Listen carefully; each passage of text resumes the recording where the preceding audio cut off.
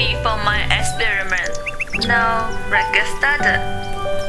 For marinade, 2 tablespoons legume ghee hoisin sauce, 2 tablespoons legume ghee cooked yellow bean sauce, and 2 tablespoons square brand fish sauce.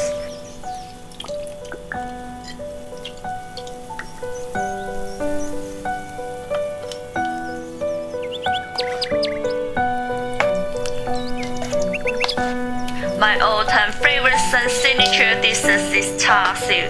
If you follow all the steps, it's the best Char Siu you will ever have.